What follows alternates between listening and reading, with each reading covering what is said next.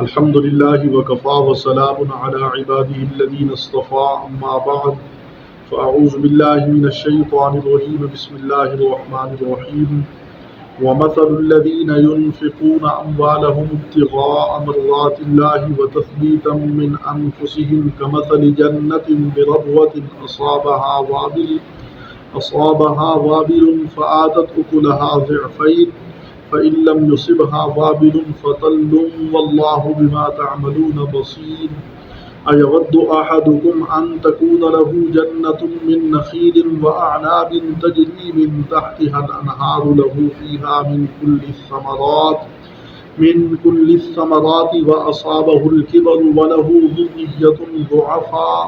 فأصابها إعصار فيه نار فاحترقت كذلك يبين الله لكم الآيات لعلكم تتفكرون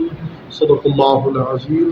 معزز ناظرین، ہمارا درس قرآن وہ باقاعدہ طور پر چل رہا ہے۔ اللہ تعالیٰ سے دعا ہے کہ اللہ ہمیں قرآن حکیم کو بمائے اس کی تفسیر کے سمجھ کر عمل کی توفیق عطا فرمائے۔ ابھی ہم سورۃ البقرہ کی آیت نمبر 265 اور 266 کا ترجمہ کریں گے، پھر اس کی مختصر تفسیر کریں گے۔ تو آئیے اس کا ترجمہ دیکھتے ہیں۔ فرمایا وَمَثَلُ الَّذِينَ يُنْفِقُونَ أَمْوَالَهُمْ ابْتِغَاءَ مَرْضَاتِ اللَّهِ، ان لوگوں کی مثال جو اپنے مال اللہ کی راہ میں اللہ کو راضی کرنے کے لیے خرچ کرتے ہیں، وَتَثْبِيتًا مِّنْ أَنفُسِهِمْ، اور اپنے دلوں کو ثابت کرنے کے لیے اپنے مال خرچ کرتے ہیں۔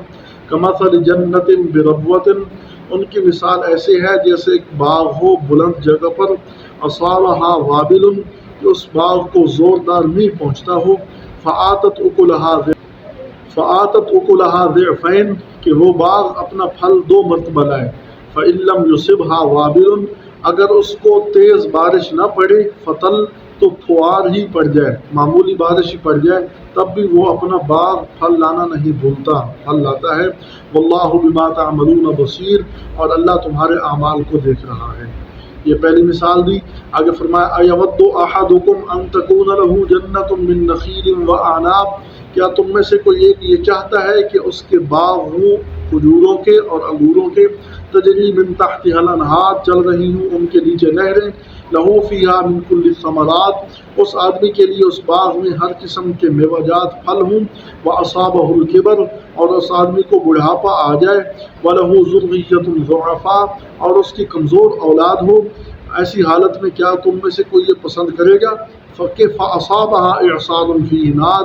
کہ پہنچ جائے اس باغ کو آگ کا بگولا، ایک آگ بگولے کی صورت میں، فاحترقت، اس کو جلا کر راکھ کر دے، ایسا کو پسند کرے گا۔ کذالک یبین اللہ لکم الآیات، اسی طرح اللہ تم پر اپنے احکام کھول کر بیان کرتے ہیں، لعلکم تتفکرون، تاکہ تم غور و فکر کرو۔ تو ابھی یہ ترجمہ ہے، ترجمے کے بعد اب ہم اس کی مختصر تفسیر کرتے ہیں۔ کیونکہ یہ چل رہا ہے انفاق فی سبیل اللہ کا باب چل رہا ہے کہ اللہ کی راہ میں مال خرچ کرنا ہے، اس کے لیے کچھ شرائط ہیں، ان شرائط کے ساتھ اگر مال خرچ کیا جائے تو وہ اللہ کی بارگاہ میں قبول ہوگا۔ اگر اپنی مرضی سے مال خرچ کریں گے تو اللہ کی بارگاہ میں مقبول نہیں ہوگا۔ وہ میں پہلے شرائط ذکر کر دیتا ہوں، وہ کون سی شرائط ہیں۔ فرمایا سب سے پہلے شرط یہ ہے کہ وہ مال حلال ہو، حلال مال ہونا، اللہ کی راہ میں خرچ کیا جائے تب جو قبول ہوگا۔ اور دوسرا یہ کہ سنت کے مطابق خرچ کیا جائے، ایسا نہ ہو کہ خرچ کرنے میں بندہ اسراف کر دے اور بعد میں پریشان ہو۔ تیسری شرط یہ ہے کہ اس مال کو صحیح مصرف میں خرچ کرے، مستحق تک پہنچائے۔ اور چوتھی شرط یہ ہے کہ خیرات دے کر احسان نہ جتلائے، کہ میں نے تیرے ساتھ بھلا کیا تھا، ایسا نہ کرے۔ پانچویں شرط یہ ہے کہ ایسا کوئی معاملہ نہ کرے کہ جس پر خرچ کیا ہے اس کی تذلیل اور تحقیر ہو، اس کو حقیر نہ سمجھے، کوئی ایسی بات نہ کرے۔ اور چھٹی شرط یہ ہے کہ جو کچھ خرچ کیا ہو اس میں اخلاص نیت ہو، اللہ تعالیٰ کی رضا کے لیے خرچ کیا جائے۔ جب ان 6 شرائط کے ساتھ مال خرچ کیا جائے گا تو اللہ کی بارگاہ میں مقبول ہوگا۔ ابھی ہم اس کے بارے میں تفسیر پڑھتے ہیں۔ فرمایا وَمَثَلُ الَّذِينَ يُنْفِقُونَ أَمْوَالَهُمُ ابْتِغَاءَ مَرْضَاتِ اللَّهِ وَتَثْبِيتًا مِّنْ أَنفُسِهِمْ، ان لوگوں کی مثال جو اپنے مال اللہ کی رضا کے لیے اور اپنے آپ کو دین پر جمانے کے لیے، یعنی بخل اور دور کرنے کے لیے اپنا مال خرچ کرتے ہیں، ہم دین پر جم جائیں، ہمارے اندر بخل والی صفت ختم ہو جائے۔ فرمایا ان کی مثال ایسے ہے کمثل جنت بربوۃ اصابها وابل، جیسے ایک باغ ہو بلند جگہ پر، ایک بلند جگہ پر باغ ہو، بلند جگہ پر جہاں زمین کی آب و ہوا بھی، زمین کی گرد و غبار بھی اس پر متاثر نہ ہوتی ہو۔ فرمایا کہ اس باغ پر زوردار میںہ پڑے، پھر میںہ کے آنے سے وہ باغ اپنا پھل دگنا لائے، یعنی بارش کے ہونے سے پھل اور زیادہ بڑھ جائے، پھل دگنا چگنا ہو جائے۔ فرمایا فَإِن لَّمْ يُصِبْهَا وَابِلٌ فَطَلٌ، اگر اس کو میںہ نہ بھی پڑے، زوردار میںہ نہ پڑے تو ہلکی بارش، تھوڑی سی فوار، وہ بھی کافی ہو جائے۔ تو فرمایا جو آدمی اللہ کی رضا کے لیے مال خرچ کرتا ہے اس کی مثال اس باغ کی ہے کہ اس نے ایک باغ لگایا، اس نے اللہ کی راہ میں مال خرچ کیا، لیکن اس میں اخلاص تھا حد درجے کا، اس اخلاص کی وجہ سے اللہ اس خرچ کیے ہوئے کو بڑھاتا گیا۔ جیسے زوردار میںہ پڑتا ہے، زوردار میںہ کے پڑنے سے وہ بارش پھل دگنا لاتا ہے، اسی طرح یہ آدمی اپنا مال خرچ کرنے میں اخلاص اختیار کرتا ہے، اللہ کی رضا کا انتخاب کرتا ہے کہ میں یہ مال اللہ کو راضی کرنے کے لیے خرچ کر رہا ہوں، تو جتنا اس کا اخلاص بڑھتا جائے گا اللہ تعالیٰ اس اخلاص کے بڑھانے کی برکت سے اس کے مال میں اضافہ فرماتے جائیں گے، اس کے مال کی بڑھوتری ہوتی رہے گی، اللہ کے ہاں اس کا مال بڑھتا رہے گا۔ جیسے میںہ کے آنے سے پھل دگنا ہو گیا، اسی طرح فرمایا کہ اخلاص کی وجہ سے اللہ اس باغ کی بڑھوتری کرتے رہیں گے۔ فرمایا اگر کبھی اخلاص میں کمی ہوئی، فطل، جیسے تھوڑی بارش ہو، تھوڑا پانی لگے تو اس کی وجہ سے تھوڑا فصل ہوتا ہے، اسی طرح فرمایا اخلاص کی کمی ہو تب بھی اللہ تعالیٰ اس کو محروم نہیں کریں گے، کچھ نہ کچھ اخلاص تو اس کے اندر موجود ہی ہے نا۔ تو فرمایا فطل واللہ بما تعملون بصیر، اور اللہ تمہارے اعمال کو اچھی طرح دیکھ رہا ہے۔ تو معلوم ہوا کہ مال کو اخلاص سے خرچ کرنا چاہیے، اللہ تعالیٰ ہر کسی کو اخلاص کے ساتھ خرچ کرنے کی توفیق عطا فرمائے۔ تو اگلی آیت فرمایا 267-66 آیت نمبر، اس میں ایک اور مثال دی۔ فرمایا اَیَوَدُّ أَحَدُكُمْ أَن تَكُونَ لَهُ جَنَّةٌ مِّن نَخِيلٍ وَأَعْنَابٍ،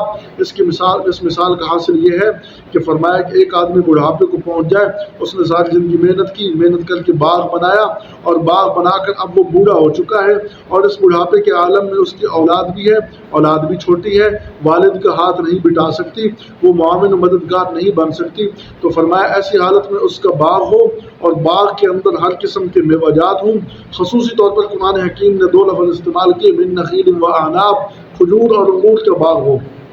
اور اس باغ میں ہر قسم کے میوے اور پھل موجود ہوں، تو ان پھلوں کو دیکھ کر وہ بہت خوش ہوتا ہے، اس کی اولاد پل رہی ہے، اب اس کو بالکل کوئی